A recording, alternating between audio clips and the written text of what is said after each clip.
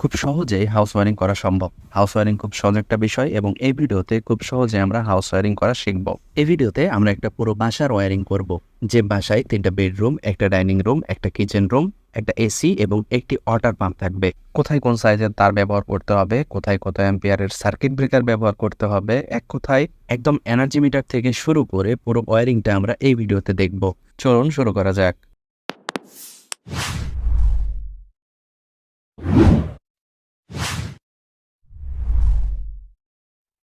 Single phase energy মিটারের 4টা connection point থাকে। বাম পাশ থেকে শুরু করলে 1, 2, 3, 4। 1 নম্বর কানেকশন পয়েন্টে যুক্ত করতে হবে পোল থেকে আসা কালো কালারের ইনসুলেশন যুক্ত কেবল অর্থাৎ ফেজ কেবল, এবং 2 নম্বরে নেকেড ওয়্যার বা নিউট্রাল তারটা যুক্ত হবে। 3 এবং 4 নম্বর থেকে যথাক্রমে নিউট্রাল এবং ফেজ তারটা সরাসরি নিয়ে যেতে হবে আমাদের মেন সার্কিট ব্রেকারে।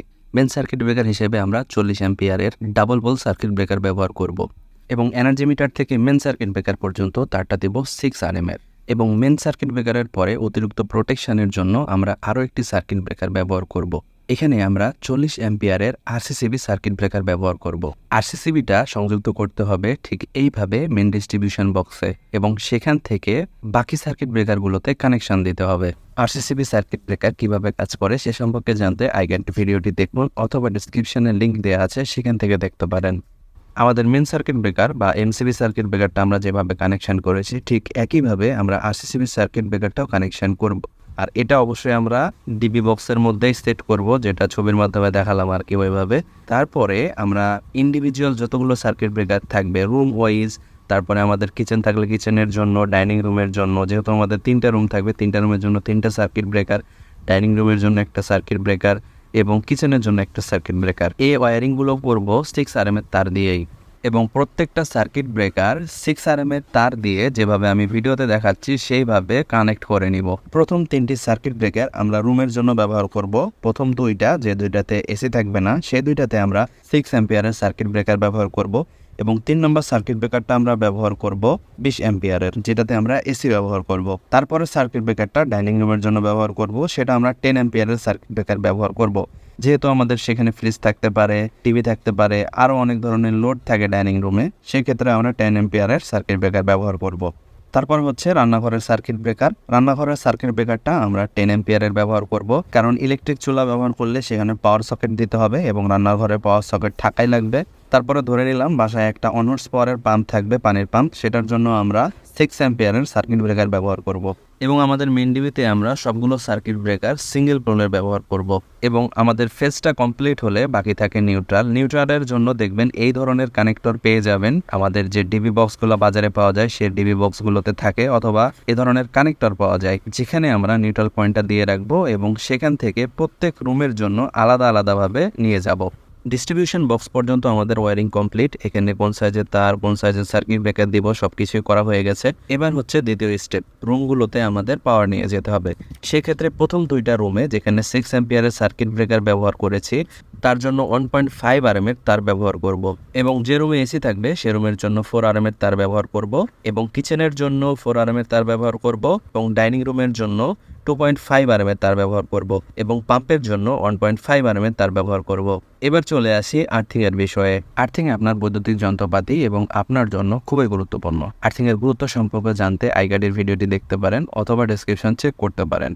তো আমাদের নিউট্রাল এবং ফেজের কানেকশন অলরেডি শেষ, ওয়ারিং শেষ। এবার হচ্ছে আমাদের আর্থিং এর ওয়ারিং। তো অনেক সময় বিদ্যুৎ সাপ্লাই কোম্পানিগুলো আর্থিং করে এবং সেই আর্থিংটা নিউট্রালের সাথে লাগিয়ে রেখে দেয়। তো সেটা যদি বাধ্যতামূলক হয় যে নিউট্রালের সাথে লাগাতেই হবে, সেক্ষেত্রে আলাদা আরেকটা আর্থিং করে নিতে হবে, এবং সেখান থেকে অথবা নিউট্রাল থেকে আর্থিং কানেকশন খুলে ফেলে সেই আর্থিংটাকেই আপনার বাড়ির অন্যান্য ইকুইপমেন্ট যেমন ফ্রিজ, এসি, ওয়াটার পাম্প, এই ধরনের ইকুইপমেন্টগুলো আর্থিং করতে হবে। বিদ্যুৎ সাপ্লাই কোম্পানিগুলো কেন আর্থিংটা নিউট্রালের সাথে যুক্ত করে দেয় এবং গ্রামাঞ্চলে অনেক জায়গাতেই এ ধরনের ওয়ারিংগুলো করা হয় সে সম্পর্কে জানতে আইগারের ভিডিওটি দেখতে পারেন। তো আমরা আর্থিং ওয়্যারটা ঠিক নিউট্রালের মতো করে সরাসরি সেটা নিয়ে চলে আসবো আমাদের ডিবি বক্সে, এবং ডিবি বক্সটা যদি মেটালিক হয় সেখানে আর্থিংটা কানেক্ট করে দিব, এবং নিউট্রালের যেভাবে কানেক্টর ইউজ করে প্রত্যেক রুমে রুমে নিউট্রালটা নিয়ে যাব, একইভাবে আর্থিংয়ের জন্য আমরা এখানে কানেক্টর ইউজ করব, এবং এখান থেকে প্রত্যেক রুমে রুমে এবং রুম থেকে আমাদের বৈদ্যুতিক যন্ত্রপাতিগুলোতে নিয়ে যাব। নিউট্রাল এবং আর্থিংয়ের জন্য যদি কানেক্টর না পান সেক্ষেত্রে তারগুলো জোড়া দিয়েও ব্যবহার করতে পারেন কমন করে নিয়ে, তবে জয়েন্টগুলো ভালোভাবে দিতে হবে। আমাদের মেন ডিবি ওয়ারিং শেষ। এবার আমরা আমাদের রুমগুলো ওয়ারিং করব। তো এখানে দেখতে পাচ্ছেন যে আমি সুইচ বোর্ড নিয়ে নিয়েছি। বাম পাশ থেকে এখানে দেখা যাচ্ছে এটা একটা ফিউজ। ফিউজের কাজ হচ্ছে প্রোটেকশন দেয়া। ফিউজ তার সবসময় খুব চিকন তার দিয়ে বাঁধতে হয়। তাহলে কি হবে, যদি আমরা যে লোডগুলো ইউজ করব, ফ্যান, লাইট বা আমরা সকেট পয়েন্ট থেকে যে লোডগুলো ইউজ করব, সেগুলো যদি কোনো কারণবশত অতিরিক্ত কারেন্ট যায়, তাহলে ফিউজের তারটা পুড়ে যাবে। আমাদের সুইচ বোর্ডের ভিতরে কোনো তারটার পড়বে না, বা আমরা যে লোডের জন্য বেশি অ্যাম্পিয়ার নিচ্ছিল সেই লোডটাও পড়বে না, বা ফ্যানে যদি বেশি কারেন্ট নিয়ে থাকে কোনো সমস্যার কারণে, তাহলে ফ্যানটাও পুড়ে যাবে না। তারপরে যেটা রয়েছে সেটা হচ্ছে ইন্ডিকেটর। তো ইন্ডিকেটরের কাজ হচ্ছে যে বিদ্যুৎ আছে কি না সেটা বোঝার জন্য। যদি বিদ্যুৎ থাকে তাহলে ইন্ডিকেটরটা জ্বলবে, না থাকলে জ্বলবে না। তারপরে একটা সুইচ, এবং তারপরে একটা হচ্ছে রেগুলেটর, ফ্যানের স্পিড কম বেশি করার জন্য আর কি। তারপরে আবার দুইটা সুইচ, তারপরে একটা সকেট পয়েন্ট। তো মেইন ডিবি থেকে আমরা একটা ফেজ, প্রথম সার্কিট ব্রেকার থেকে প্রথম রুমের জন্য একটা ফেজ সাপ্লাই সরাসরি সুইচ বোর্ডে নিয়ে নিব, ডাইরেক্ট আমাদের ফিউজের উপরের প্রান্তে। তো তারপরে ফিউজের নিচের প্রান্ত থেকে ফেজ কানেকশনটা আমরা ইন্ডিকেটরে দিব, তারপর তার পাশের সুইচে দিব। তারপরে রয়েছে এখানে রেগুলেটর। তো রেগুলেটরটা পরে দেখাচ্ছি আমি। তো সেই সুইচ থেকে রেগুলেটরকে অ্যাভয়েড করে তার পাশের সুইচে আবার ফেজটা দিয়ে দিতে হবে, এবং তার পাশে যে সুইচটা রয়েছে সেই সুইচে আবার ফেজটা দিতে হবে। এক কথায় এখানে ফিউজ দিয়ে ইনপুট হলো ফেজটা, তারপরে আমাদের ইন্ডিকেটর এবং সবগুলো সুইচের নিচের টার্মিনালে সে ফেজটা কানেকশন করে দিতে হবে। এবার হচ্ছে রেগুলেটরের পালা। সুইচ দিয়ে যদি আমরা ডাইরেক্ট একটা ফ্যান কানেকশন করে দেই, তো সুইচটা অন অফের মাধ্যমে আমরা ফ্যানটা অন অফ করতে পারবো, কিন্তু সেটার স্পিড কন্ট্রোল করতে পারবো না। তো যার কারণে আমাদের রেগুলেটরের প্রয়োজন হবে। তো ধরে নিলাম এই সুইচটা আমাদের ফ্যানের সুইচ। তো যেহেতু আমরা ফ্যানের স্পিডও কন্ট্রোল করব, যার কারণে এই সুইচের সাথে আমাদের রেগুলেটর কানেকশন করতে হবে। তো যেহেতু ফ্যানের সুইচের নিচের টার্মিনালে ফেজ কানেকশন দেওয়া আছে, তার মানে সুইচটা যখনই অন করব তখন উপর টার্মিনালে আমাদের সাপ্লাই চলে আসবে। তো উপর টার্মিনাল থেকে একটা তার রেগুলেটরের একটা টার্মিনালের সাথে লাগিয়ে দিব। রেগুলেটরের আরেকটা প্রান্ত যেটা অবশিষ্ট আছে সেটা থেকে ফেজ সাপ্লাইটা ডাইরেক্ট আমরা ফ্যানে দিয়ে দিব। এবং একইভাবে লাইটের সুইচ যেটা, সেটার নিচের প্রান্তে তো ফেজ সাপ্লাই দেওয়া আছে, উপরের প্রান্তটা ওপেন আছে বা ফাঁকা আছে, ওই প্রান্তের সাথে ডাইরেক্ট একটা ফেজ সাপ্লাই লাইটে দিয়ে দিব।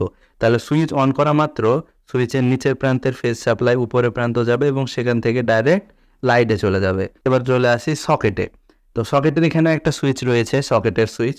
তো সকেটের সুইচের নিচে আমাদের ফেজ সাপ্লাইটা দেওয়া আছে। তো সুইচ অন করলে উপরে ফেজ সাপ্লাই চলে যাবে। তো উপর থেকে একটা নিয়ে আমরা সকেটের নিচ পয়েন্টে লাগিয়ে দিব। তো লাইট পর্যন্ত, ফ্যান পর্যন্ত, সকেট পর্যন্ত আমাদের ফেজ সাপ্লাই দেওয়া হলো, কিন্তু নিউট্রাল ছাড়া তো কোনো লোডই চলবে না।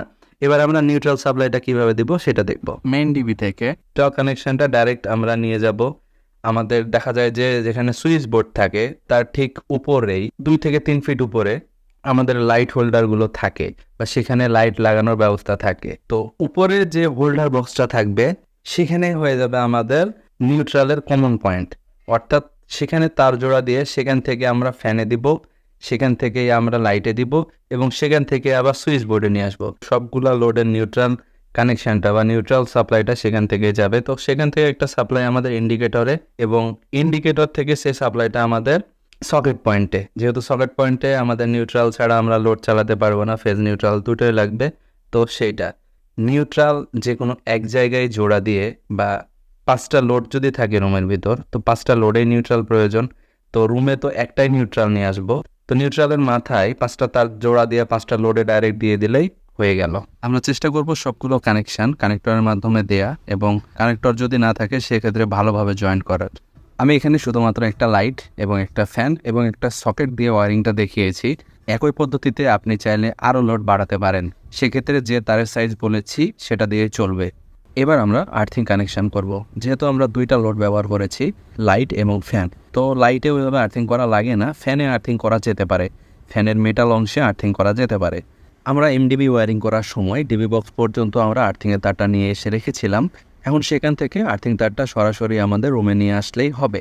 সেক্ষেত্রে নিউট্রাল যেভাবে কমন করে সবগুলা লোডে দিয়েছিলাম, একইভাবে নির্দিষ্ট একটা জায়গায় কমন করে যতগুলো লোড আমাদের থাকবে আর্থিং করার মতো সবগুলোতে আর্থিং করতে হবে। সেক্ষেত্রে পুরো বাসার জন্য আমরা আর্থিং তার ব্যবহার করব 2.5 RM এর। যেহেতু আমরা এখানে শুধুমাত্র একটা ফ্যান ব্যবহার করেছি, তো সরাসরি আর্থিং তারটা ফ্যানের সাথে যুক্ত করে দেব। আমরা এনার্জি মিটার থেকে শুরু করে main circuit breaker, main DB এবং মেন ডিবির পরে একটা রুম পর্যন্ত ওয়্যারিং করে ফেলেছি। এবার বাকি অন্যান্য রুমগুলোতে একইভাবে ওয়্যারিং করে নিতে হবে। তবে আমরা যে রুমে এসি ব্যবহার করব সে রুমের ওয়্যারিংটা একটু দেখব। আমরা যে রুমে এসি ব্যবহার করব অবশ্যই সে রুমের জন্য 4 RMএর তার নিয়ে আসব এবং রুমে নিয়ে আসার পরে একটা পয়েন্টে ফেজ এবং নিউট্রাল এভাবে যুক্ত করে সরাসরি এসি পয়েন্টে নিয়ে গিয়ে কম্বাইন্ড সকেট বোর্ডের সাথে কানেকশন করে দিব এবং ওই রুমের জন্য যে আর্থিংটা নিয়ে এসেছি সেখান থেকে একটা আর্থিং নিয়ে এসে একইভাবে কম্বাইন্ড বোর্ডে যুক্ত করে দেব যাতে আমরা এসিটা আর্থিং করতে পারি। তারপরে ইজি এসি ইনস্টলেশন করলে এসির সকেটটা জাস্ট শুধু কম্বাইন্ড সকেট বোর্ডের সাথে লাগিয়ে দিলেই চলবে। তো এই সেম পদ্ধতিতে যতগুলো রুম আছে সবগুলো রুমের ওয়্যারিং আমরা কমপ্লিট করব এবং আমাদের ডাইনিং রুমের ওয়্যারিংটা একইভাবে কমপ্লিট করব। ডাইনিং রুমে যদি ফ্রিজ ব্যবহার করতে হয় তার জন্য একটা কম্বাইন্ড সকেট বোর্ড ইনস্টল করে দেবো যেমনটা এসির জন্য করলাম এবং কিচেনের জন্য সেম একইভাবে আমরা এইভাবে সুইচ বোর্ড ইনস্টল করব। কিচেনে হয়তো বা একটা অ্যাডজাস্ট ফ্যান লাইট এরকম কিছু থাকতে পারে, তার জন্য সুইচ বোর্ড ইনস্টল করব এবং একইভাবে একটা কম্বাইন্ড সকেট বোর্ড দিয়ে দেবো যাতে সেখান থেকে আমরা ইলেকট্রিক চুলো চালাতে পারি। এবং বাসার টয়লেটের জন্য ওয়্যারিংটাও খুব ইজি হবে। যে রুমে টয়লেট ওয়্যারিং করতে হবে সেই রুম থেকে যেমনটা এসির জন্য পাওয়ার লাইন নিলাম সেইভাবে ফেজ এবং নিউট্রাল যুক্ত করে সরাসরি টয়লেটে নিয়ে গিয়ে সেখানে একটা সুইচ ইনস্টল করে লাইট লাগিয়ে দিলেই হবে। তাহলে এরপর বাকি থাকে আমাদের একটা ওয়াটার পাম্প। ডিবিতে ওয়াটার পাম্পের জন্য যে সার্কিট ব্রেকার রেখেছিলাম আমরা 6 অ্যাম্পিয়ারের, সেখান থেকে ফেজ এবং ডিবির নিউট্রাল পয়েন্ট থেকে একটা নিউট্রাল এবং আর্থিং পয়েন্ট থেকে আর্থিং নিয়ে আমরা সরাসরি সেটা নিয়ে চলে যাব আমাদের পাম্প পয়েন্টে এবং পাম্প পয়েন্টে আমরা একটা কম্বাইন্ড সকেট বোর্ড ইনস্টল করে দেব।